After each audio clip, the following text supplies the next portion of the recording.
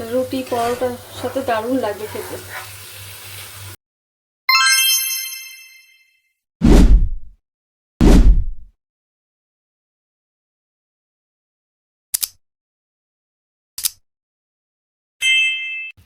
নমস্কার বন্ধুরা, তোমরা দেখছো জলির রান্নাঘর।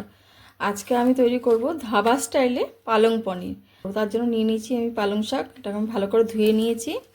আর নিয়েছি আমি পনিরটাকে আমি ছোট ছোট করে কেটে নিয়েছি। গ্যাসে কড়াই বসিয়ে দিয়েছি, কড়াইতে দিয়ে দেবো জল পালং শাকটা ভাপানোর জন্য। এখান থেকে একটু গরম জল নিয়ে পনিরের মধ্যে দিয়ে দেবো, পনিরটা একটু নরম হওয়ার জন্য। জল ফুটে গেছে, এবার আমি পালং শাকগুলো দিয়ে দেবো। 2 মিনিটের মতন ভাপিয়ে নেব। এটা ভাপানো হয়ে গেছে, এবার আমি এটা ডাইরেক্টলি তুলে নেব। তুলে আমি এটা ফ্রিজের ঠান্ডা জলে দিয়ে দেবো।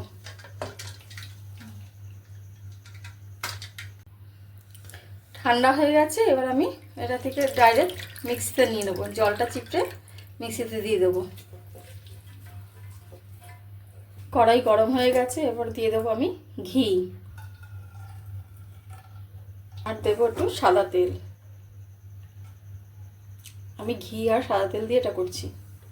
ফোড়নে দিয়ে দেবো হচ্ছে আমি কটা জিরে, শুকনো লঙ্কা, দারচিনি, গোলমরিচ 4টে আর লবঙ্গ। এরপর দেবো আমি একটু রসুন কুচি।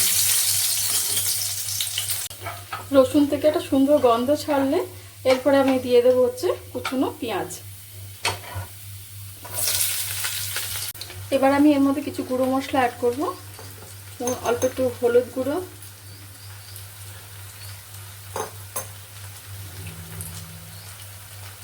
লবণ, ধনে গুঁড়ো, জিরে গুঁড়ো,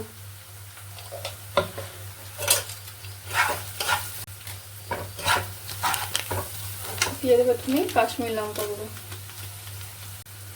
ধাবা স্টাইলে পারফেক্ট আনার জন্য দিয়ে দেবো আমি একটু কসুরি মেথি। এটা দিলেই একদম স্বাদ অন্যরকম হয়ে যায়। এবার দিয়ে দেবো পালং শাকের পেস্টটা।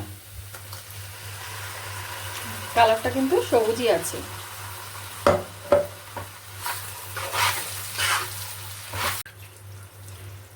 মিক্সিতে লেগেছিল, মিক্সিটা ধুয়ে একটু জল দিয়ে দিলাম। এবার দিয়ে দেবো ফ্যাটানো টক দই। এবার দিয়ে দেবো ভেজানো পনিরগুলো। আমি কিন্তু পনিরগুলো ভাজিনি, গরম জলে ভিজিয়ে রেখেছিলাম, ওইটাই আমি ডাইরেক্টলি দিয়ে দিচ্ছি। দিয়ে দেবো একটু গরম মশলা গুঁড়ো। আমার কিন্তু 80% মতো পালং পনিরটা হয়ে গেছে। এইভাবে যদি একবার বাড়িতে পালং পনির বানিয়ে নেওয়া যায়, তাহলে আর রেস্টুরেন্টে যাওয়ার দরকারই লাগে না। এবার আমি দিয়ে দেবো ওপর থেকে একটু মালাই। এটা দেওয়াতে পুরো স্বাদ অন্যরকম হয়ে গেল। ওপর থেকে একটু ছড়িয়ে দেবো স্প্রিং অনিয়ন। রুটি পরোটার সাথে দারুণ লাগবে খেতে। হয়ে গেছে, এবার আমি এটাকে সার্ভ করে দেবো। তৈরি হয়ে গেল আমার পালং পনির। তা ভালো লেগে থাকলে রোজকার মতো একটা লাইক, কমেন্ট, শেয়ার করতে ভুলো না। আর চ্যানেলটাকে সাবস্ক্রাইব করে দিও।